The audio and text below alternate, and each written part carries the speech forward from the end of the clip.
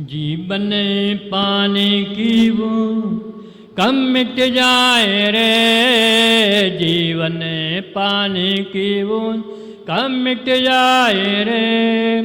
होने अनहोने होने अनहोने कब क्या घट जाए रे, जीवन पाने की बूंद कम मिट जाए रे।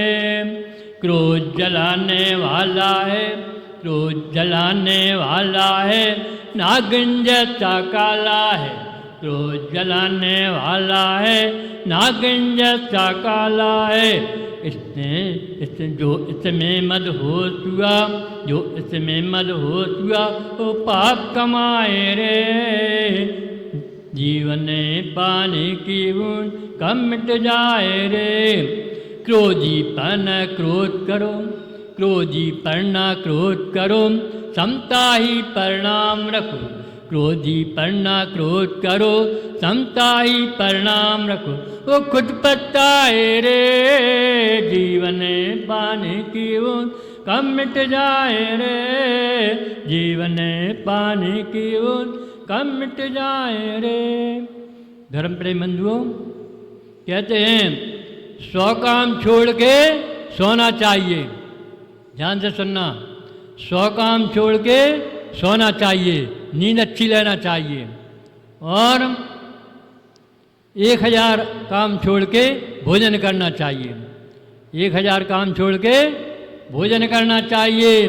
और 1,00,000 काम छोड़ के भगवान के दर्शन करना चाहिए, पूजन करना चाहिए। 1,00,000 काम छोड़ के भगवान के दर्शन करना चाहिए। और करोड़ काम छोड़ के मुनियों के प्रवचन सुनना चाहिए। क्योंकि करोड़ों करोड़ों रुपया भी कुछ काम नहीं आएंगे, करोड़ों करोड़ों रुपया भी कुछ काम नहीं आएंगे। और प्रवचन में से कुछ अपने शब्द ऐसे अपने कल्याण के काम आएंगे। तो ऐसे हमारे लिए गुरुओं की वाणी को सुनना चाहिए।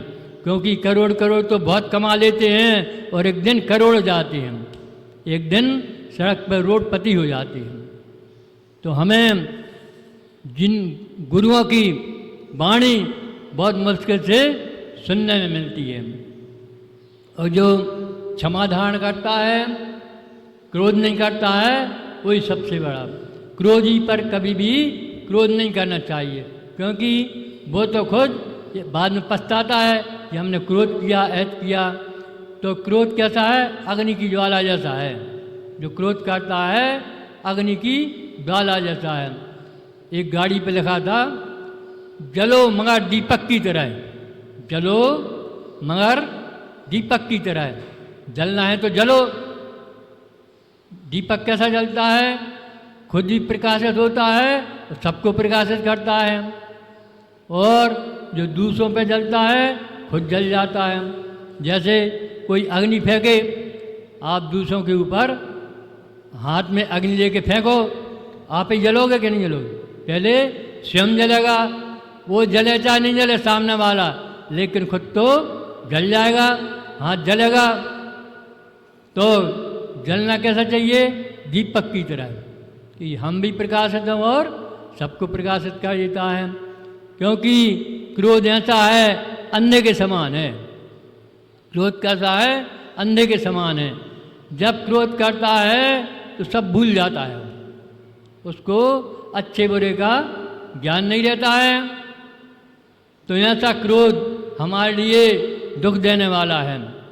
एक बाबा जी भीख मांगने जा रहे थे, भीख मांगने जा रहे थे। गया तो घर घर जाता है, भिखारी तो घर घर जाता है भीख मांगने के लिए। तो मांगते हुए जा रहा था, एक घर में पहुँचे, बहुत बड़ा घर था, अंदर महिलाएं काम कर रही थीं। तो वो बोलता है कि हे माँ जी, हमारे लिए भूख लगी है, 3 दिन से मैं भूखा हूँ, हमारे लिए कुछ रोटी दे दो, हमारा पेट भर जाएगा। तो अंदर से आवाज़ आई कि आगे जाओ। क्या आवाज़ आई? आगे जाओ। अब वो तो भूखा था, बार बार बोलने लगा कि हमें 1-2 रोटी मिल जाए, मेरा पेट भर जाएगा। लेकिन फिर भी उसने कहा आगे जाओ, सुनते नहीं हो, आगे चले जाओ। फिर भी उसने, अब वो तो परेशान था, भूखा था, फिर उसने बोला कि बहन जी, माता जी, 1-2 रोटी दे दो, मेरा पेट भर जाएगा। तो उसने गुस्सा में आकर के पोंछा लगा रही थी घर में पोंछा लगा रही थी कपड़े से। तो उसको गुस्सा आई, कपड़ा लेके, पोंछा लेके उसके सिर पे मार दिया, मुँह पे मार दिया। तो उसने कहा चलो अच्छा हुआ, कुछ तो मिला। भिखारी ने कहा अच्छा हुआ, कुछ तो मिला। और वो कपड़ा लेके, पोंछा लेके आगे बढ़ गया और सोचता है कि अब देखो, शाम को भगवान के दरबार में जाता है और वो उस कपड़े की एक बाती बनाता है, कपड़े की एक बाती बनाता है और दीपक में रख के, दिया में रख के उसको जलाता है और उसमें जलाता है तो रोशनी हो जाती है। वो कहता है कि ये दीपक जैसा जल रहा है, उस माँ के लिए भी इतना ज्ञान दे दो कि उसको भी, उसका भी कल्याण हो जाएगा। उसने तो क्रोध में आके कपड़ा मार दिया, हे भगवान उसको भी कुछ ज्ञान दे दो कि उसका भी कल्याण हो जाए। देखो क्रोध का, उसने तो क्रोध में मारा था कपड़ा, लेकिन वो क्या बोल रहा, इसको भी ज्ञान दे दो। साधु होते हैं सबका कल्याण सोचते हैं, किसी का अकल्याण नहीं सोचते, इसका बुरा हो। तो भिखारी भी है, जो भिखारी भी है वो भी सोच रहा कि इसका भी कल्याण हो। कहते हैं ना, दे तो भला, ना दे तो भला, दे भी तो भला और ना दे तो ही भला। साधु तो ऐसे ही बोलते हैं, क्योंकि अगर तुमने गलत बोल दिया तो और नहीं मिलेगा, वैसा ही मिल नहीं रहा और नहीं मिलेगा। तो हमारे लिए अच्छे शब्द बोलना चाहिए। अच्छे शब्द बोलेंगे क्या हमारे ऊपर भी अच्छा प्रभाव पड़ेगा और सामने वाले पे भी अच्छा प्रभाव पड़ेगा। क्योंकि ये क्रोध करने वाला बैरी हो जाता है। जैसे हमने क्रोध किया, तुमने क्रोध किया, एक दूसरे से बैर बन जाता है। तो बैर बन जाता है, अगले जन्म में भी दुख देता है, और 6 महीने से ऊपर निकल गया वो भी दुख देता है। तो पूजा में कहा है, यह बैर महा दुखदाई, यह बैर न बैर मिटाता है, यह बैर निरंतर प्राणी को भवसागर में भटकाता है। यह बैर कहता है महादुखदाई है, बैर न बैर मिटाता है, कभी बैर से बैर नहीं मिटेगा। यह बैर महादुखदाई है और बैर न बैर मिटाता है, यह बैर निरंतर प्राणी को भवसागर में भटकाता है। जो बैर बांध लेता है अनंत सागर तक, उसमें भटकते रहते हैं। बैर एक दूसरे से बजाते रहते, कर्मोदय हो गया, कर्म तो बन गए, तो उसका ही फल हमारे लिए भोगना पड़ेगा।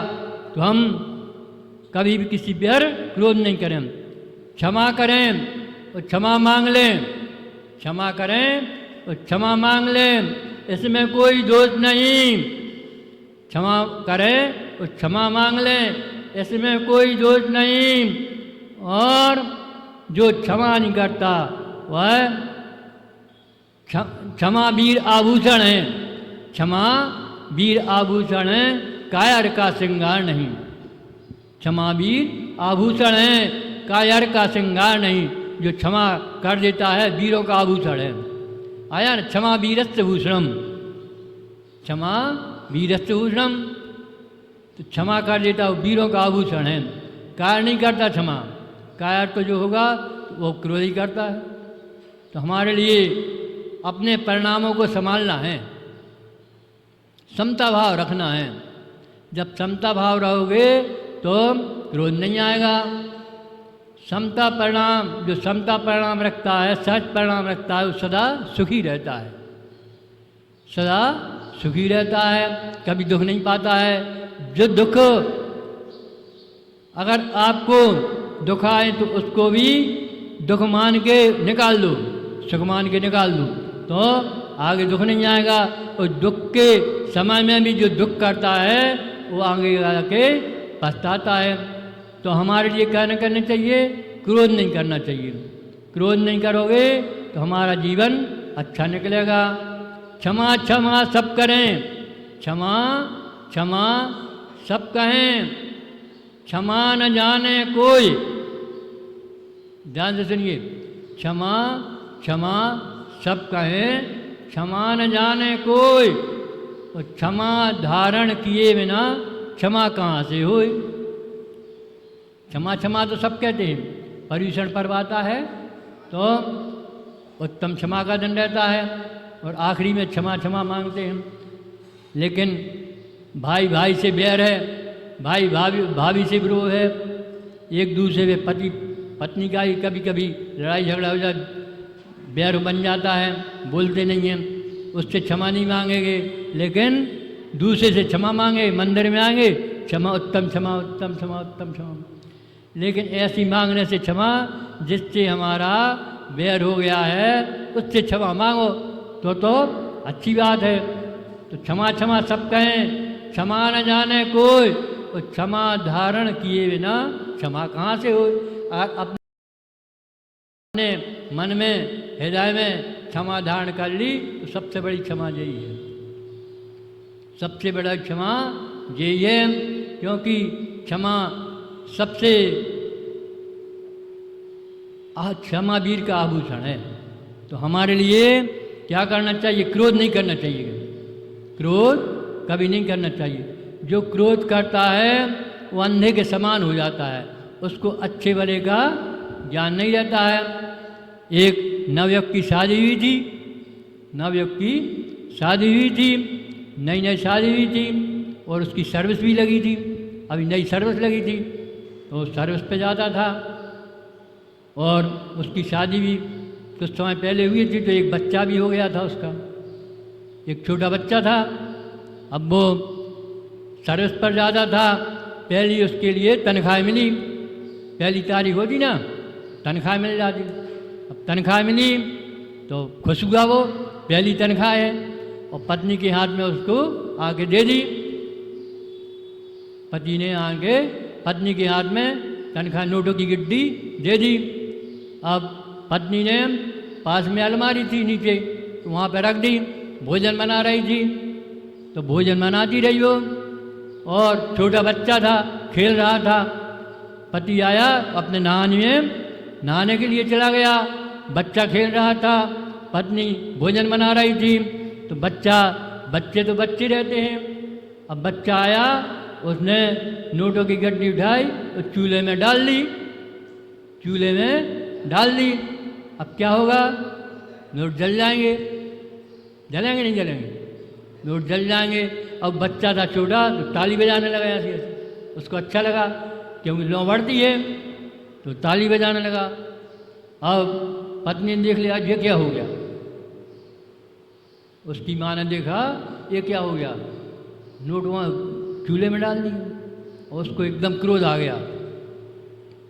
अब पहली तनख्वाह है, अब क्रोध आ गई, स्वाभाविक है। तो ऐसा क्रोध आया उसको, उसने बच्चे को लेके चूल्हे में डाल दिया, बच्चे को लेके चूल्हे में डाल दिया। अब चूल्हे में डाल दिया तो बच्चा जलने लगा, आवाज़ आने लगी रोने की। अब रोने की आवाज़ आने लगी तो अब पति देख रहा, नहा रहा था जो उसका पापा नहा रहा था बाद में कि आवाज़ कैसी आ रही। अब बाहर निकला, देखा कि बच्चा जल रहा है, क्या हो गया ये? अब वो भी अंधा हो गया क्रोध में, अब वो भी अंधा हो गया, चूल्हे की लकड़ी निकाली और उसके सिर पे दे मारी, उसके सिर पे दे मारी। तो अब पत्नी के सिर पे दे मारी, पत्नी भी जलने लगी, उसकी साड़ी आड़ी सब जल गई। जब जल गई आस पड़ोस वाले भी आ गए, क्या हो गया, भीड़ हो गई वहाँ पे। आस पड़ोस वालों ने फ़ोन कर दिया, वहाँ से पुलिस आ गई। अब देखा माहौल तो उसको पकड़ के ले गई, पकड़ के ले गई और बंद कर दिया।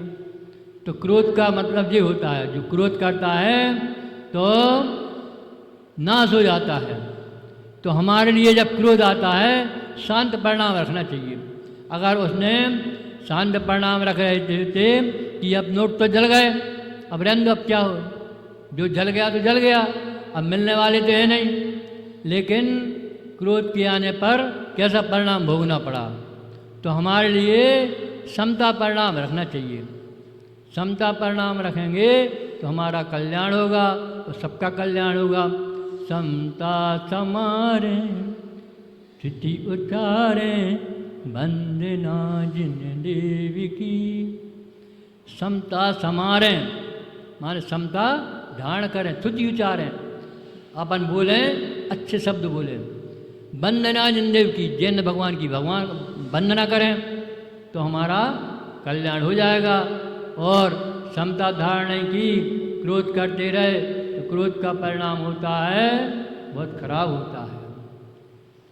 क्रोध करने वाला तो अपने आप उसका फल पा जाता है। तो क्रोधी पर ना क्रोध करो, क्रोधी पर ना क्रोध करो, और क्या करो, अपने में समता परिणाम रखो। क्योंकि हमारे विचार चिंतन हमारे लिए सद्गुण करा देते हैं। सदचिंतन के अभाव में, सदचिंतन के अभाव में इंसान हैवान बन जाता है। अगर अच्छा चिंतन नहीं है तो इंसान भी है हैवान बन जाता है। सदचिंतन के अभाव में इंसान हैवान बन जाता है।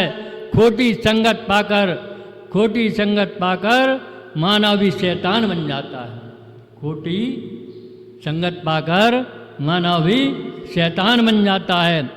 सच्चिंतन, सदचिंतन एक बार करके देखो जीवन में, सदचिंतन एक बार करके देखो जीवन में। सच्चिंतन से अपराधी भी एक क्षण में महान बन जाता है। सच्चिंतन भी एक क्षण में महान बन जाता है। तो हमारे लिए अच्छे विचार रखना चाहिए। सद जो श्रेष्ठ हों, हमारे जीवन के लिए कल्याणकारी हों, ऐसे वचन हमारे लिए बोलना चाहिए। क्योंकि जो अच्छे वचन होते हैं साधु के मुख से बरहमेश अच्छे वचन निकलते हैं, कड़े वचन नहीं बोलते। कड़े वचन कभी नहीं बोलते, किसी भी कितने भी विपरीत परिस्थिति आ जाए, लेकिन साधु हमेशा अच्छे वचन बोलेंगे, शुभ वचन बोलेंगे, अशुभ वचन नहीं बोलेंगे।